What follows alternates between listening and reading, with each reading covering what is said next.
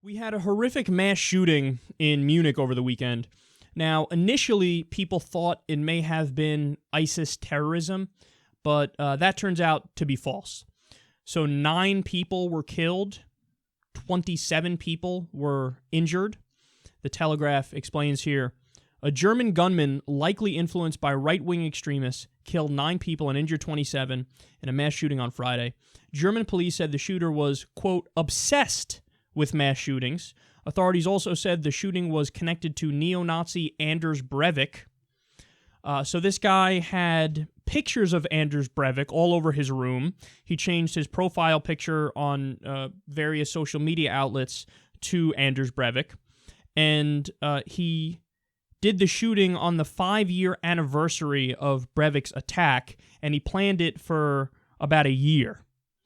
So the shooter is 18 years old. His name is Ali David Sanbali.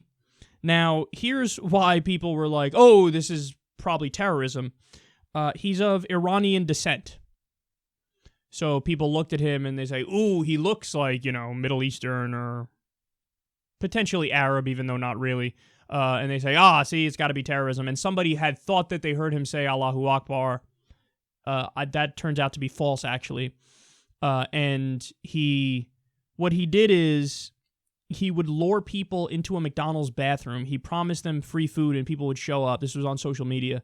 People would show up and then he'd kill them. And he killed 9. And then he was found like about a kilometer away from where he did the shooting, and he killed himself. He committed suicide. And by the way, this is like a Rorschach test, kind of, for the people who are going to blame Muslims no matter what, because there are a few red flags where you go, oh no, this one isn't terrorism. So for example, like I said, he's Iranian. Iran, that's Shia Islam. For those of you who don't know, in Shia Islam, they're not the ones who are doing the jihadism right now. That's the Salafi jihadists, the fundamentalist extremist Sunnis. So it's not the Shias who are doing it. So already it's like, oh, he's Iranian. That means if anything, he's Shia. So that's already weird because they're not doing jihad. But then the other thing where everybody's like, okay, no, that's probably almost certainly not terrorism, is he committed suicide. Now, of course, if you do a suicide bombing, that's different, and that's viewed as, martyrdom, and you're taking all the evil infidels with you. In this case, it was after he did a mass shooting and he shot himself in the head. According to doctrine, you would go to hell if you do that, if you go out that way and commit suicide. So that's another thing where it's like, okay, this isn't adding up. People thought ISIS, and then they quickly realized thereafter, oh, this isn't ISIS. And then all the other pieces of the puzzle came together, and everybody realized this is basically just a run-of-the-mill mass shooting, although it sounds gross to call any kind of mass killing run-of-the-mill. So he was raised middle class, but he struggled with depression and other psychological issues. He was also allegedly bullied by his classmates. In fact, he targeted people of Arab and Turkish descent to be his victims because he felt most victimized by them. They would make fun of him for being Iranian. And he also had a book of famous mass shootings that they found in his room. And he used known tactics to kill as many people as he could. So that's the thing where he lured them with free food and then he ended up killing them. So I was thinking about this after the fact, and it occurred to me, which is scarier? Is it scarier when it's religious terrorism or political terrorism and is tied to an ideology? Or is it scarier when it's just a violent psychopath who snaps and goes on a shooting spree and a killing spree? I don't know. I feel like there's a fighting chance against ideological terrorism, against religious extremism or political extremism, because what you can create less of those people by either fixing a current political situation or just making good arguments against their use of violence to the point where you penetrate their Kool-Aid drinking, brainwashed ideology, and you can effectively make them see the light, if you will, and say, okay, look, man, jihad is wrong. Why is it wrong? Well, you're basing it on this goofy-ass book. What else is in that goofy-ass book? Well, they talk about Muhammad splitting the moon, and they talk about talking feet and talking hands, and they say semen comes from your backbone. So this isn't true. You're basing your life on a book that's not true. You may as well base it on fucking Harry Potter, Lord of the Rings, or some shit.